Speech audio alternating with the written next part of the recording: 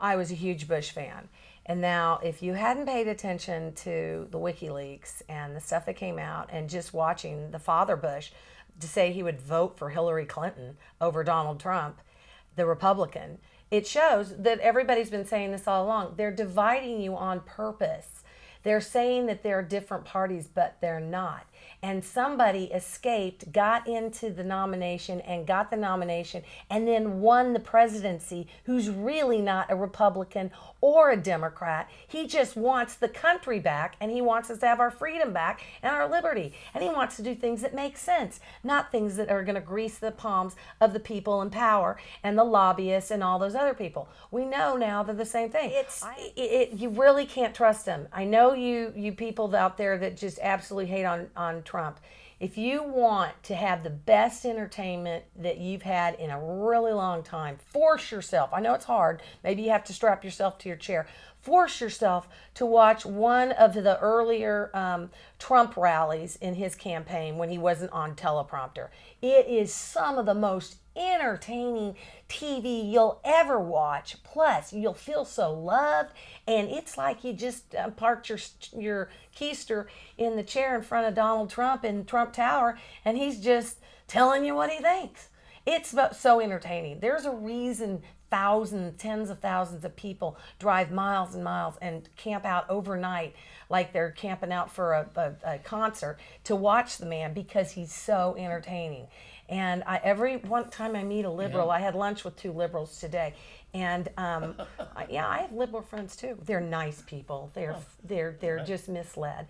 Right. I pray for discernment for them, but neither one of them ever enjoyed the fun of a Trump rally. Or if you want a shorter one and you really want to have a good belly laugh, watch his first press conference where he calls out the CNN as fake news and goes, "No, I'm not going to answer. You don't get a question because you're fake news."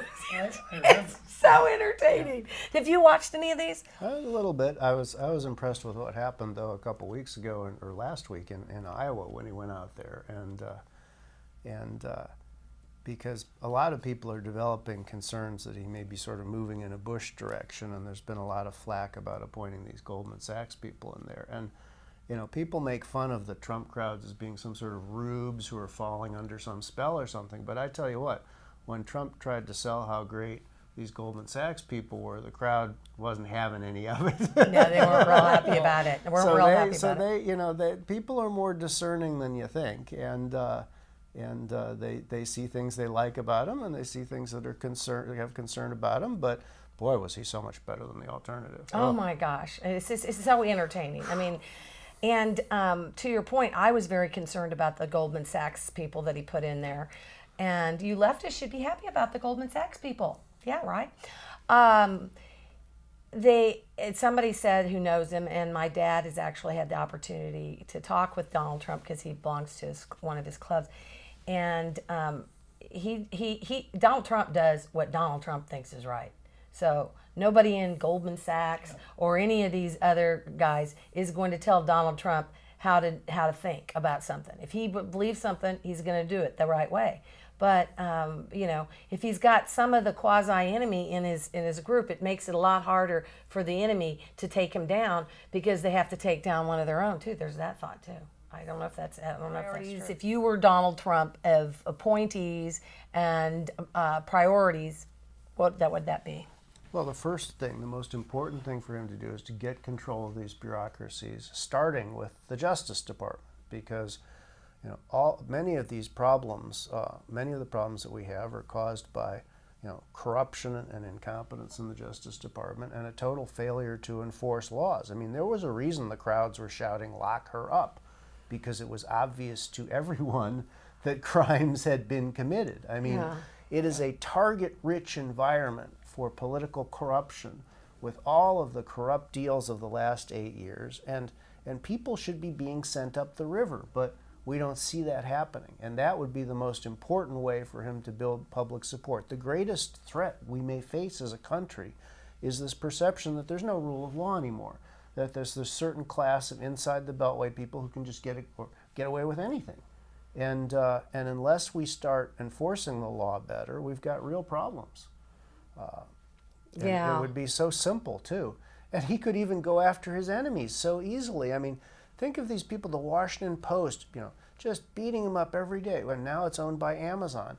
Well, there's this little thing called the antitrust laws, right? I mean, aren't there just such staggeringly obvious violations of the antitrust laws every day? You go on Amazon, you want to buy an electronic book. Why should it cost more than a paperback?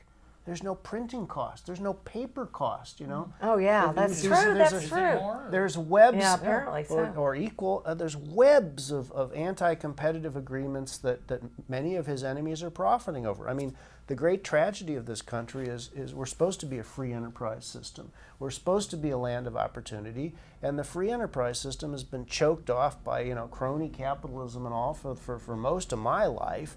And here's a guy who could do something about it, but we're not seeing much action out of the Justice Department at all. It's just somnolent. It's just, there's so much to be done. I mean, we learned so much on the WikiLeaks about these evil people that deal in child trafficking, and it's scary stuff out there. It's not even more polite company, but yeah, if they need to do it. But unfortunately, that when you hear the term deep state, talk about a little bit about what to you that means the deep state, James. Well, to me, those are the people who have access and control over confidential information that enables them to blackmail people and control people. And it was a very sick and evil sign when Senator Chuck Schumer sort of said, boy, Trump is, really going to get into trouble with these intelligence agencies. He should know better, because he's Five ways from Sunday. He's really saying, who's really in control? And I tell you, when we have,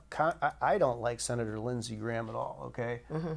But the other day, he has this intelligence guy in front of him on TV, and he's trying to ask him questions, and the intelligence guy's basically giving him the finger. I don't care if you're a United States Senator, I don't have to answer you. I mean, we have this enterprise now that is out there wiretapping God knows what, thousands, the massive crimes have occurred in the sense of wiretapping all these people, unmasking the identities of these people, leaking the confidential information.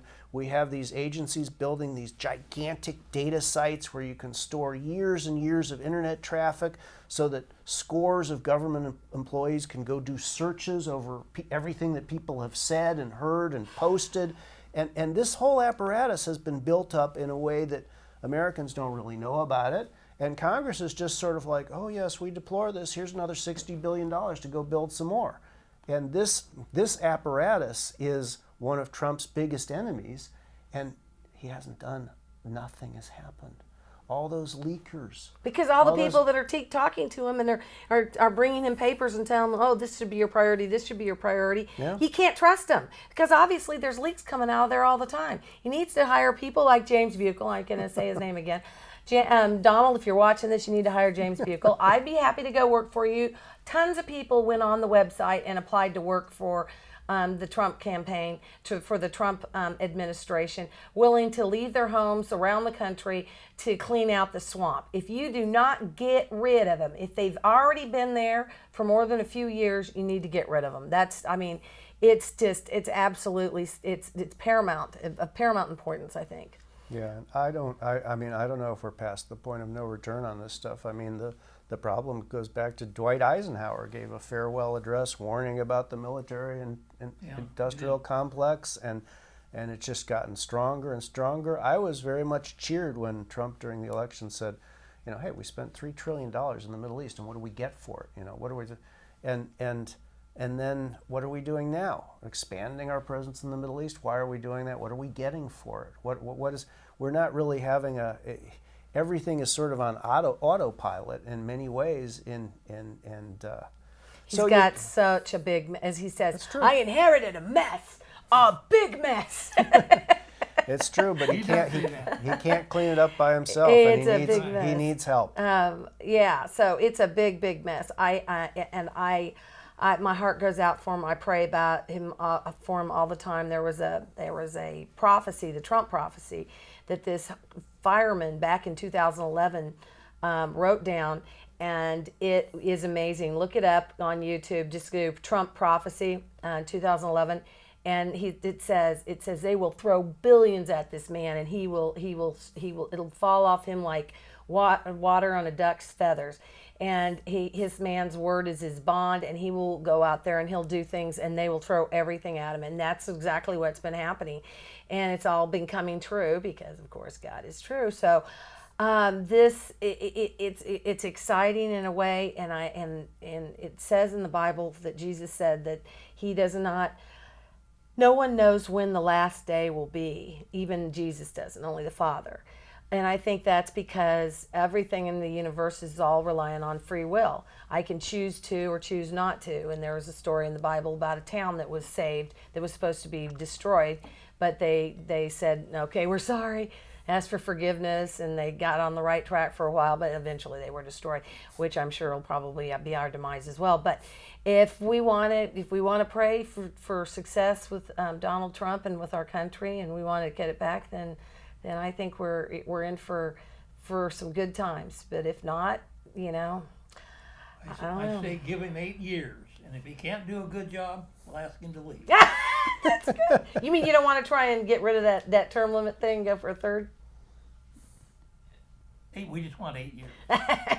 8's enough. And it's just, I don't understand how a woman who, while she was Secretary of State of the United States of America and dealing with the Russians, was allowed to facilitate the sale of 20% of the United States produced uranium to the Russian government after the Russian government just happened to hire hubby BJ to come to Russia and make a speech, and for hundreds of thousands of dollars. It's a target-rich environment. To go to the Clinton Foundation. It would be so easy to indict so many people associated with that entity.